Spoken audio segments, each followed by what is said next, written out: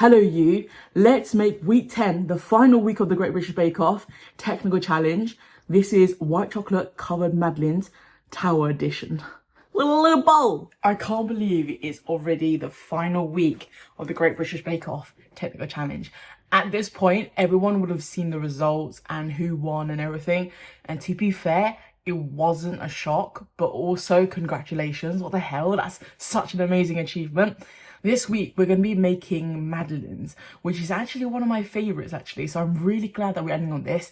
Weirdly, and I'm going to say this without, taking a dig, but weirdly, a lot of common occurrences in this show. Lots of tart ingredients, lemon, raspberry, pink, red. Those colours have been reappearing over and over again. And I swear to you, I'm not mad, but I'm kind of bored, guys. I expect better. Here's your instructions. Welcome to your final technical bake of the year. This time, we're going classic with white chocolate and lemon madeleine tower. And as this is the final challenge, I'm expecting perfection. You have the skill, but do you have the delicacy? You must achieve exquisitely decorated madeleines made with a beurre noisette and filled with lemon curd. Don't forget the characteristic hump. You've got 2 hours and 15 minutes for this. On your mark, get set. Bake. Okay, awesome. Exciting. Let's get into the bake. Let's get baking. I'm going to start with the beurre noisette, which is essentially another way of saying browning the butter. It's where we evaporate the water and brown the milk solids, which makes the butter brown. I'm going to also prepare the lemons as well. I've decided to do 3 lemons because I don't have 2 large ones. It really depends on the season. Honestly, because it's so late in the winter, the lemons are a bit tiny. All the juice is going to be separated for the lemon curds later. I'm going to leave the zest for the actual madeleines. Now, in the process of browning the butter, it starts with large foams like this, and then it will slowly creep into small foams, and you will see the milk solids start to separate as well and brown. You should smell a really nutty smell in the kitchen. It smells so good. Now I'm going to let it cool for a bit, and then I'm going to filter out the milk solids and the butter, leaving behind like the nice golden liquid. Now, please be warned, this happened. I can't. Oh, no. Wow. The amount of damage. Okay, it shouldn't have done that, but it has. Oh no. Use a metal sieve. You have been forewarned. Now moving on to making the batter, we're going to crack the eggs and the sugar, and we're going to give it a really good mix to make a nice fluffy mixture. Then I'm going to add the flour. The flour should be sifted, but also you should add it to the side of the bowl to prevent lumping. So with the butter, I'm slowly adding it to the side as well. And when you add the butter, you'll see it pool. So when you see that, just bump up the speed so that it incorporates better. If you're worried, whisk a little bit more. If it splits, add a little bit more flour. Oh my God, it smells so good. Unreal. In it goes for the final whip. Look at how cute these molds are. They're so freaking unreal. Gosh. Set aside the batter to rest for between 10 to 20 minutes. We're going to focus on preparing the molds. I've used melted butter, but you can also use flour additionally on top of this if you think your molds are extra sticky, or if you're using the metal tin ones, that is quite helpful actually. Now this is an extra step that I was thinking of, is to pipe the mixture onto the molds. It might not be necessary, but I also realized that I overpiped some of them, which left me with little numbers that didn't make the 31 madeleines. It's essentially a tablespoon for each mold. Kind of helpful to know. The lighting situation is not that great. I realize that because we're entering full speed into winter, I am sondered into darkness. So this is actually impractical. But what I'm doing, and I'm going to show you guys, is that if you throw these mannequin molds into, if you throw them at a height, if you throw the mannequin molds, if you throw the molds into, if you throw the cake batter and the mold at a great height, you'll start to shape the shells like this. So it'll start to take shape with height. Now, if you don't do this, it should happen in the oven. If it doesn't, then you have weirdly oblong cake shapes, I think. Anyway, I'm doing this so that it takes the mold. You don't have to do it. I do it just because I'm really worried that these are not taking shape. That's all my concern. I don't know whether the recipe says that, so you can go and check down below.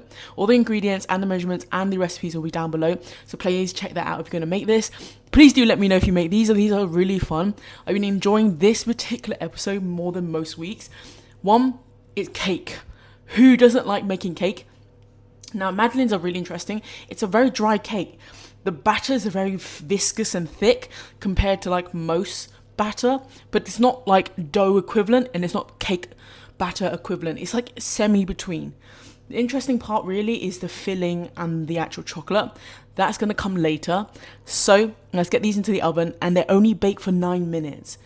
I think 9 to 10 depending on oven. If your oven's really weak, maybe a little bit longer than 10 minutes, but please don't go over, because if these overcook or brown or dry out, they're going to be really difficult to eat, but also they will brown on the edges much quicker and they'll burn. Into the oven they go. I've heated up the oven at 180 and I'm going to bake them between 9 to 11 minutes. If your oven runs hotter like mine, stick with 9 minutes and they should come out nice and golden brown, but do experiment. Now the lemon curd, it's a really straightforward recipe. In fact, it's mixing the lemon juice that we juiced earlier, sugar and the eggs. Now what I've done is I've started the water for the double boiler at a lower temperature so the egg doesn't scramble. But I'm also measuring it so it hits around about the 70 mark, which is perfect. Also, my camera decided to do slow-mo. And then I'm going to add the butter into the mixture when it hits 70 degrees. Once the butter has emulsified, you'll find it thicken very quickly, as so, and we return to normal speed. Now I've used a shallow bowl to cool down the lemon curd, and what you can do is basically create rhythms of 8 to cool down the mixture to pipe for later. Same goes with the cakes. I've taken them out the mold to basically cool down for the next step. Oh, they look so cool, don't they? And they smell amazing. Oh my god, I can't wait to fill them and add the chocolate. Now, if I've learnt my mistake from last time, I'm not going to microwave white chocolate. I'm going to double boil it because it will guarantee melted chocolate rather than caramelized chocolate. I've also added the coconut just so that it will have a shiny coating. I've also prepared the mold and washed it so that I can take off any debris from the previous use. And then I've also bagged the lemon curd in preparation for decorating these madeleines. I'm really excited about this. Honestly, it's also a really satisfying process, ombreing chocolate as well. Here are the measurements for the chocolate so that you can divide it for each individual color, and then obviously you have gradients of it. It's kind of helpful to know the numbers, and if you're a geek like mine, yes, I specifically got it down to the precise gram. Now the colouring is really a trial and error process, but you want to make sure that each gradient of colour is obvious, especially when it sets, because it kind of blends in very easily. Now I do have one tip for you guys. Please use all the white chocolate. Over add the chocolate even if you think it's excessive, because sometimes the mold and the actual surface of the madeleines can create little issues like bubbles and things like that. It's something I learned through the process, but once you've decided like a nice sort of rhythm, you'll find that filling the curd and then adding the white chocolate for each individual tier becomes much easier with practice. So my first ones, especially the light white chocolate, did not go well, and that's okay. It's a learning curve. So I just finished filling all the madeleines with the lemon curd. I've also set them in the fridge so that they'll chill with the white chocolate bottom as well. The one thing I will say is, when you're working with like chocolate, it quickly goes hard, especially white chocolate. And I think it's because of the fat in it. So when that's the case, just make sure you just chuck it into the fridge as soon as you can possibly can. One, because the madeleine slips off of it quite quickly. Two, I want it to set so it holds in place and has the shape. Now with the lemon curd, I didn't actually use all of it. I did feel like this challenge was a bit excessive with the lemon curd.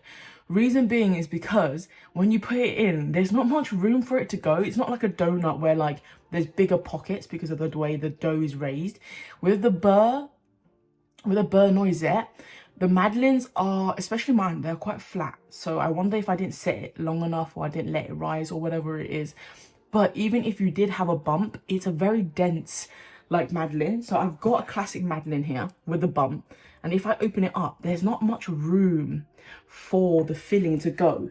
So unsurprisingly, there's a lot of curd left behind. Please don't waste this. This is so good with like on toast. It's also great on scones and stuff like that if you don't like jam.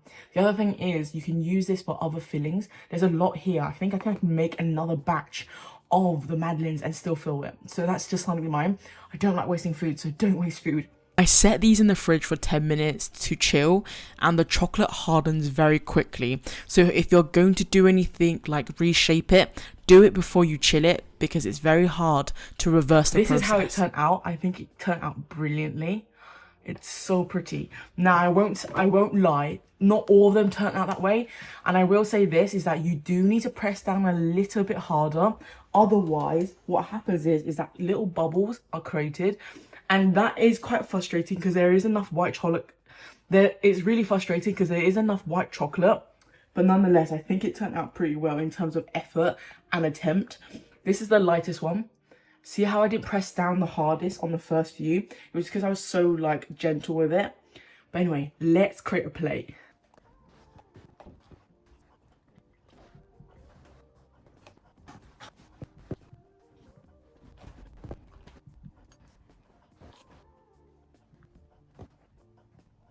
Before I show you the end result as well, I want to say something. I really enjoyed this series, but I'm really looking for the American version. I don't know why. I think it will change it up. I've been doing the Great British Bake Off for like the last few years. It's been super fun doing it. I love the challenge, love learning new skills, new like recipes. But what I will say is I'm kind of interested in doing the American one. So the American one's in the springtime next year. So look forward to those videos. Please do give me a like, a comment and subscribe. It does help me out. And if you've come this far, please comment a lemon emoji. I haven't done one of these for ages, but some of you guys still surprise me with the number of things that you leave in the comments down below. Of course, all the recipes, ingredients and measurements are down below, so please check that out. Let's get to the results.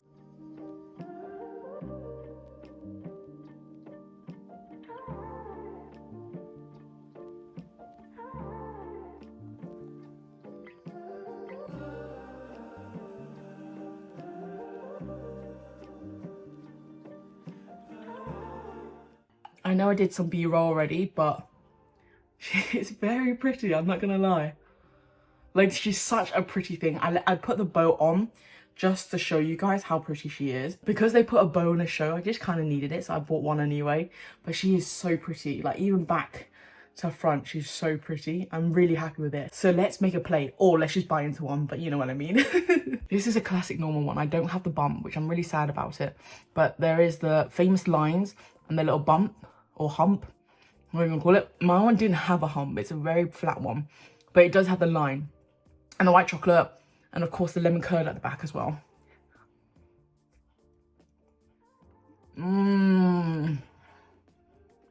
That's crazy. This is so good. So indulgent as well, it's so sweet.